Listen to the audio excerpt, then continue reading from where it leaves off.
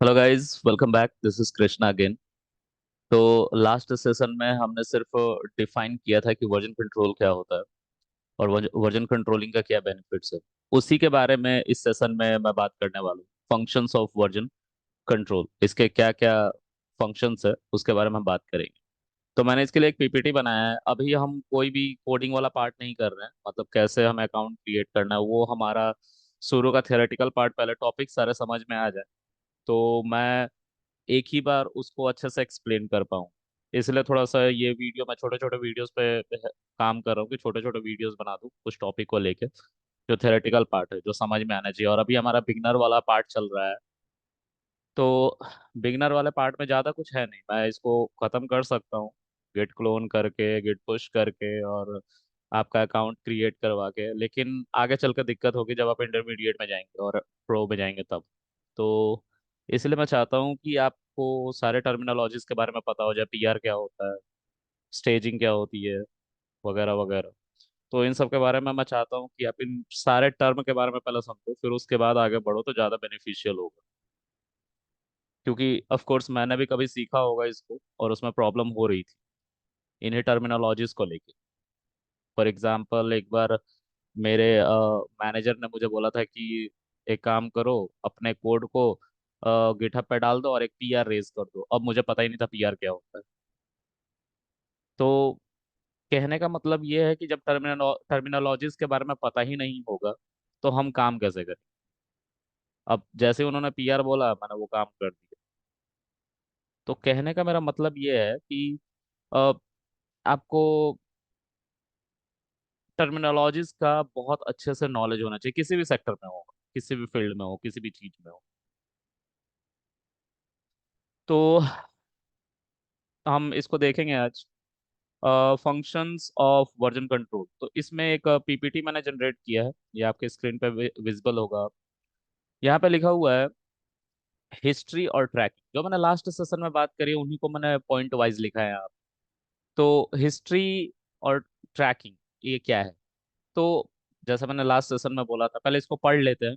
इस पॉइंट को पहले पढ़ लेते हैं, फिर उसके बाद हम फिर से वही बातें करेंगे जो लास्ट सेशन में ज्यादातर रिलेट करता हुआ था, क्योंकि एक दूसरे से सब रिलेट करते हुए आगे की तरफ हम मूव कर रहे हैं। सडन हम ब्रेक करेंगे चीजों को और आगे की तरफ मूव करेंगे तो आपको प्रीवियस चीजों से आप रिलेट ही नहीं कर पाओगे। इसलिए हम उसी फ्लो में जा रहे हैं। ओके, सो यहाँ पे है history tracking. Keep a log of who made changes, when they were made, and what was changed.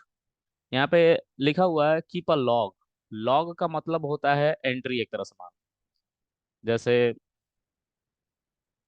हम कहीं पे जाते हैं, किसी ऑफिस में लेट से इंटरव्यू के लिए जाते हैं, तो एक बाहर बंदा बैठा होता है। ये बाहर रिसेप्शन पे एक बंदा है, हम किसी ऑफिस में इंटरव्यू देने लेट से गए। तो ये मैं हूँ, मान लो कृष्णा कुमार। मैं गया लेट से एबीसी नाम की कोई कंपनी है उसमें इंटरव्यू देने। और वहां पे एक बंदा बैठा हुआ था। वो बंदा एक रजिस्टर्ड लेके बैठा हुआ। जब मैं यहाँ गया तो इस बंदे ने बोला कि इस बंदे ने मुझसे बोला कि कृष्णा, आप इसमें अपने नाम के एंट्री करो। आप किस मोटिव से आए हो, क्या आपका फोन नंबर है, आप किस लोकेशन में रहते हो, आपकी टाइमिंग क्या थी एंट्री की।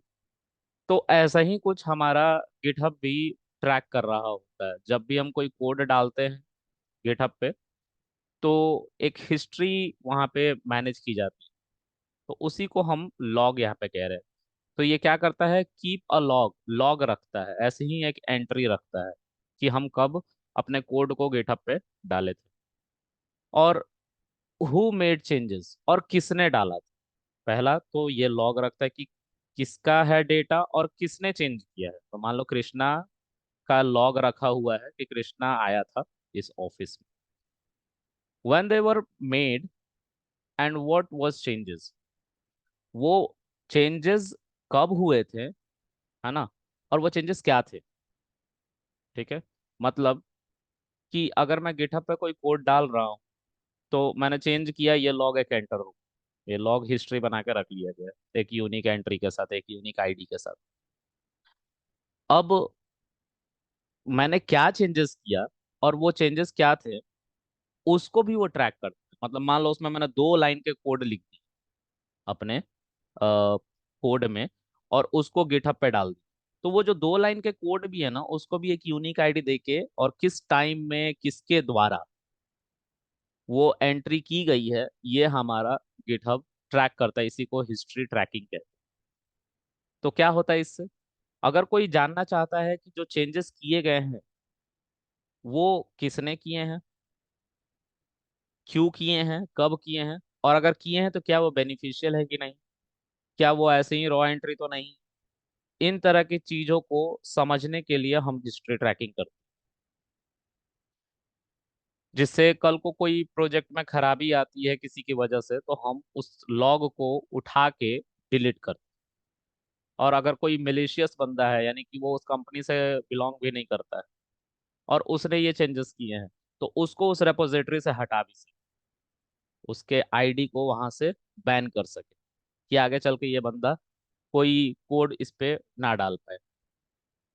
तो इसके लिए बहुत सारे तरीके हैं। हम जब भी ऐसा कुछ काम करते हैं जहाँ पे टीम वर्क होता है, बहुत सारे टीम मेंबर्स होते हैं, और वो एक किसी प्रोजेक्ट पे काम कर रहे होते हैं और अपना एक रेपोजिटरी पे सारा कोड रख रहे होते हैं, एक रेपोजिटरी गिटहब पे बनाया, और मान लो कि पहला बंदा, दूसरा बंदा, तीसरा बंदा, चौथा बंदा, पांचवा बंदा, ये सब इस प्रोजेक्ट पे अपने कोड को डाल रहे हैं। लेकिन सडन कोई बंदा आया और उसने भी इस कोड को यहाँ पे पुश किया। ठीक है, ये कोई अलग बंदा था, इसको प्रोजेक्ट नहीं असाइन, ये प्रोजेक्ट में था भी नहीं, लेकिन इसने क्या किया, एक कोड ले जाके डाल दिया। तो क्यों डाल पाया, क्योंकि ये हमारा पब्लिक रेपोजिटरी था, पब्लिक जिसको सब कोई एक्सेस कर सके। लेकिन याद रखें, जब इंडस्ट्री में काम होता है तो ऐसी रेपोजिटरीज पब्लिक नहीं होती हैं, प्राइवेट होती है। प्राइवेट मतलब जैसा आप फेसबुक पे देखते हो, कोई भी पिक्चर आप अपलोड करते हो, या इंस्टाग्राम पे, तो आपका जो प्रोफाइल होता है वो ज्यादातर प्राइवेट होता है, जिससे आपके कोई इमेजेस, कोई डेटा ना फेच कर, तो उसको प्राइवेट करना कहते हैं। उसी तरह से गिटहब पे होता है, आप अपने कोड को प्राइवेट कर देते हो जिससे कोई भी उसको ना देख ले, कोई भी उसको कॉपी ना कर ले, नहीं तो वो उसका कुछ और यूज कर सकता है। आपके कोड के रिलीज से पहले वो कुछ और उस पे काम करके अपना रिलीज दे सकता है। तो उससे आपकी मेहनत और आपका टीम एफर्ट सब बेकार हो जाएगा। इसलिए हम इसको प्राइवेट ही रखते हैं, लेकिन मान लेते हैं थोड़ी देर के लिए कि पब्लिक है, और ये कोई बंदा आया रैंडम और इसने कोड कुछ डाल दी, ये ऑथराइज्ड नहीं था, तो ये लॉग की वजह से ही हम उसको ट्रेस कर पा रहे थे, क्योंकि इन पांचों की एंट्री तो उस लॉग में पड़ी हुई थी, उनको असाइन किया गया था, तो ये ऑथराइज थे। लेकिन ये बंदा ऑथराइज नहीं था, लेकिन फिर भी ये कोड डाल पा रहा था क्योंकि हमारी रिपोजिटरी पब्लिक थी। तो इसको रिमूव कर सकते हैं, और इसके एंट्री को भी रिमूव कर सकते हैं।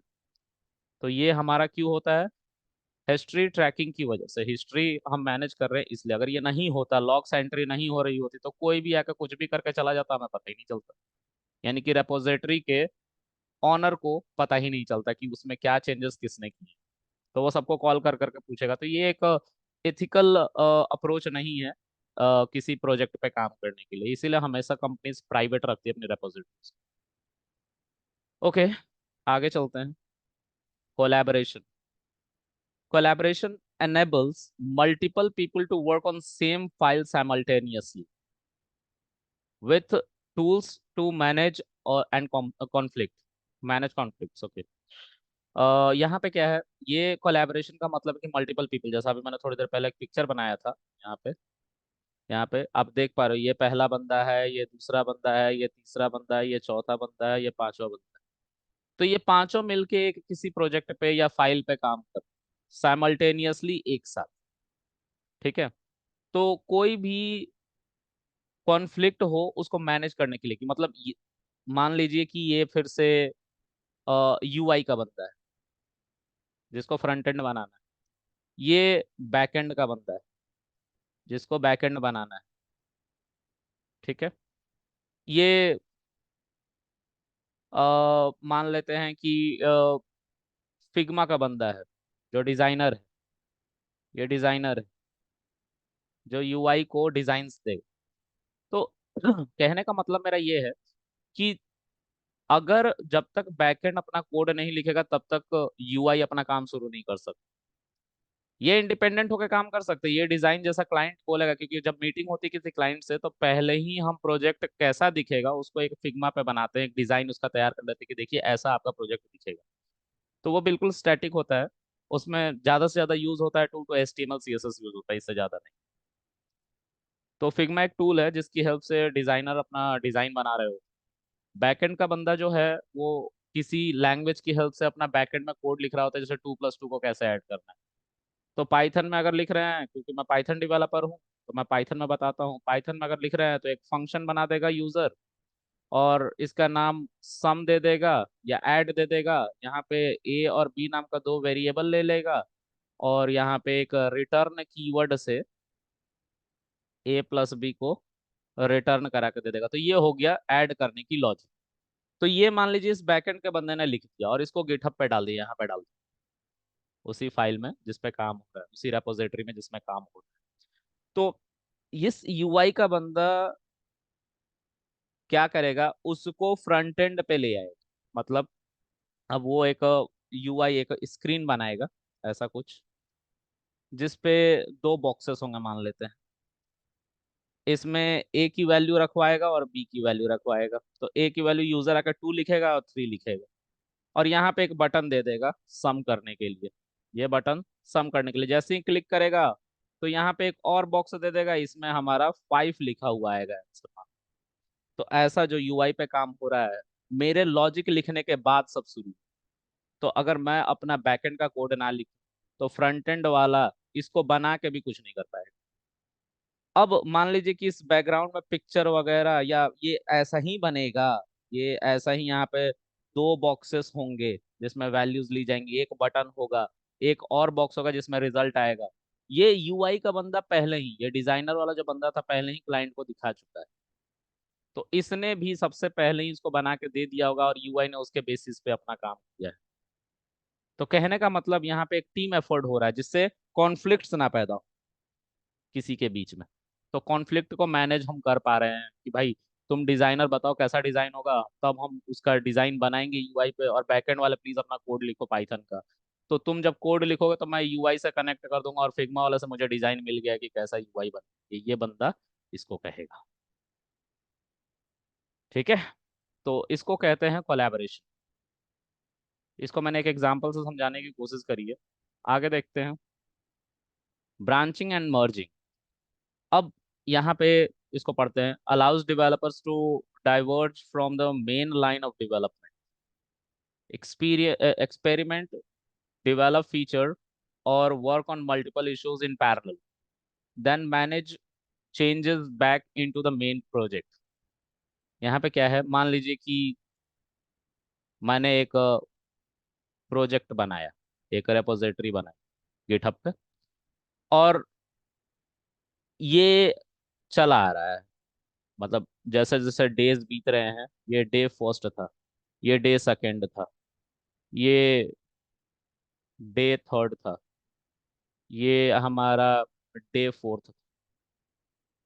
तो यहाँ पे कुछ बंदे हैं, ये पहला बंदा है, ये दूसरा बंदा है, ये तीसरा बंदा है। तो हमने रेपोजिटरी बना दिया है। ये बंदा है बैकएंड का, जिसने वही सम वाला लॉजिक लिखा, और इसने अपने कोड को ले जाके इसमें जोड़ दिया, इस मेन प्रोजेक्ट में जोड़ दिया। ये यूआई का बंदा है, या ये डिजाइनर है मान लेते हैं। इसने फिग्मा की हेल्प से अपना फिग्मा बनाया कि कैसा हमारा यूआई दिखेगा, और इसने अपने लॉजिक को यहाँ पे, इस फाइल को यहाँ पे जोड़ दिया। अब ये जो तीसरा वाला बंदा है वो यूआई का है, ये अपना यूआई का कोड लिख रहा है, और यूआई का कोड लिखने के बाद बैकएंड के कोड से इंटीग्रेट कर, और डिजाइनर के कोड से ये इंस्पिरेशन ले रहा है या ये देख रहा है कि क्लाइंट को कैसा यूआई चाहिए, यूजर इंटरफेस।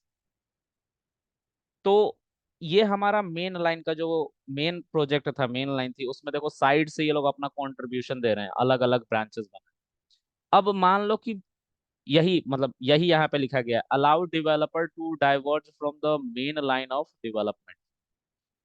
ठीक है, एक्सपेरिमेंट एंड डेवलप्ड फीचर, कि मान लीजिए कि इस बंदे ने जो लॉजिक लिखा था सम का, उसमें अभी मैंने थोड़ी देर पहले लिखा था कि ए और बी दो ही वैल्यू को हम ऐड कर सकते हैं। मान लीजिए कल को यूजर ने बोल दिया तीन वैल्यू ऐड कर, एंड क्लाइंट ने बोल दिया तीन वैल्यू ऐड करनी, तो जो एक्सपेरिमेंट उसने दो अभी एक फंक्शन के साथ किया था जिसमें दो ही पैरामीटर थे, उसको अब इसको बढ़ाना पड़ेगा बैकएंड।